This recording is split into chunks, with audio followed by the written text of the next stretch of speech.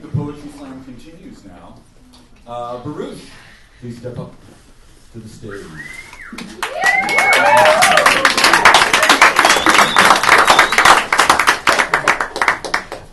Hi guys, let's give it up for the T Sisters.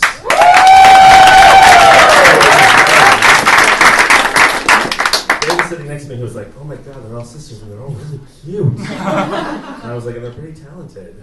So, my name is Baruch Boris Hernandez, and I'm going to start out with a Baruchu. To explain, it's what happens when a haiku meets Baruch. You get a Baruchu. It's very deep. Here we go. It's called Well Licked. Don't trust cats. They rub their genitals across your forehead while you sleep. Yeah. Baruch number 2 is also very deep. Take a deep breath. It's called The 3 Most Passionate Texts in the Entire World. Nipple. You have tiny nipples. And I miss them.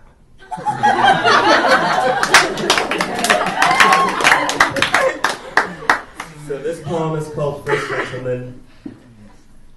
I hope you like it. It is a good thing I don't have a nice ass. Because it would be the busiest ass on the street. Putting in the long man hours to get me the manpower to get what I want, eventually landing me a sugar daddy so I can play hubby all day, babysit the adopted kids and mandatory dog while I read the Oprah magazine and sip a latte at my neighborhood Pete's Coffee and Tea. While my husband fucks a 19-year-old European boy while on a business trip he will later tell me about as we watch Project Runway before going to bed. On our giant California king-size bed that is so big, we never have to rub up against each other ever again. It's a good thing. I don't have a nice ass, because it would be a dangerous piece of ass that eventually would get me into trouble. Start to distract the husbands and sons of the neighborhood so hubby would start to get jealous. Cut my allowance in half, fucker. Accuse me of sleeping with Alessandro the gardener, so to piss him off, I actually do start fucking Alessandro the gardener. Alessandro tries to leave his wife and kids from me, and I say, no, Alessandro, you can't. You have to be strong. Te tienes que quedar con tu esposa, Rosarita, Conchita, and Stewie. Children! Resist me. But most importantly, resist this man. Eventually, if I had a nice ass, my ass would become famous. I would take advantage of the fact that there has never been an equivalent of the feminist movement in gay culture and take this ass across town. No, across the country. Across the continent! And into the beds of the men that control the world. Just give me one more night. A man with a lot of power would one night beg, I'll give you anything you want. I'll put your adoptive kids through college. I'll buy you another house. I'd say, make me a diplomat. Fuck the kids. Their dad can pay for college. It's all under his name anyway. My time as a diplomat would make me famous. I would end up on Oprah on an episode where she introduced powerful gay men. Oprah, you're so funny! I love you! You're right, Oprah. I do have a nice ass. Thanks for noticing. Another person on the Oprah show would be the first good-looking openly gay senator of the United States who asks me out for coffee because of this ass. And in 4 years, I end up married to the first openly gay president of the United States as first gentleman of the country. I go on a world tour of peace. That pisses everybody off, especially certain dumb fuck countries that are mad at the U.S. for having a gay dude as their leader, not willing to live in a world where gay men can be leaders. These certain dumb fuck countries detonate all their nukes and kiss their homophobic butts goodbye. Before the world ends, my husband, the president, holds me close. We're spooning, he's a big spoon.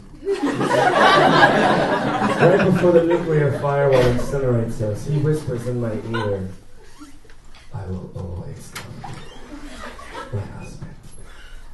And the only thing that would go through my mind is, God damn it, I should have been born with a normal ass. Thank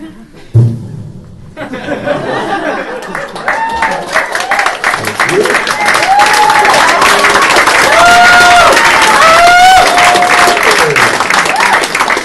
One last poem before I leave. Are there any queers in the audience?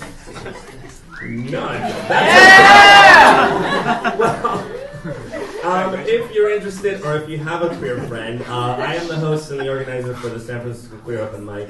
We meet every fourth Friday at Modern Times Bookstore in San Francisco in the Mission. It's free. Come support queer arts. And bring him to this show.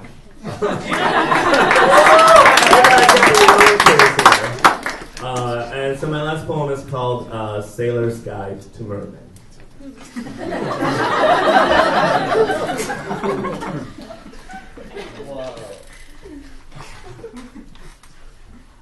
Contrary to ancient myth, mermen do not sing.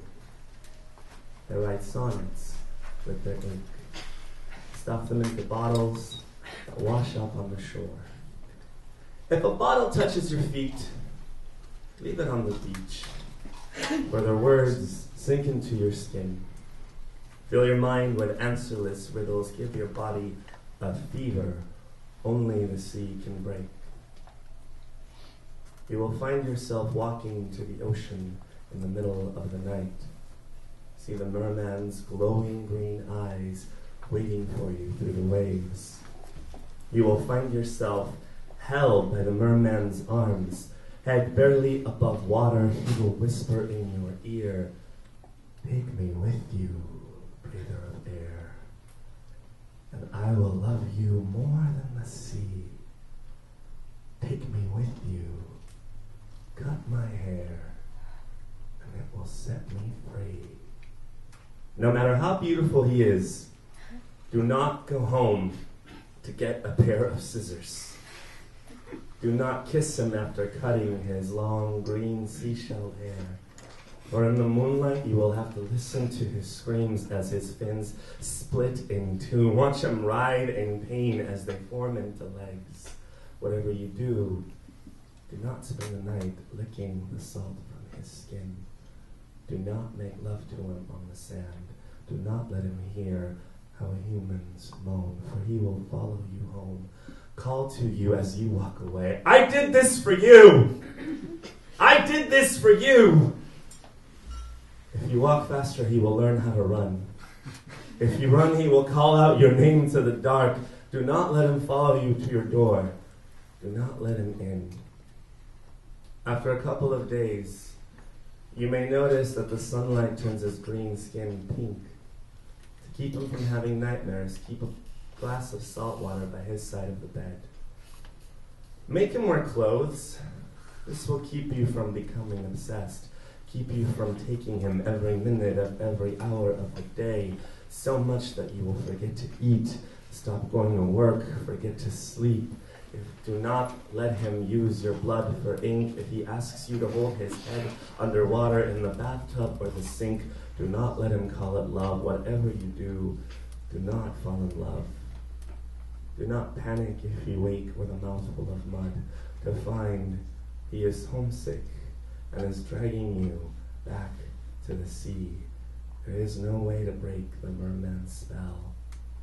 What you can do is plunge a blade into your heart, bathe his feet with your blood, turning them back into fins to set him free, or you can let him drag you back into the ocean.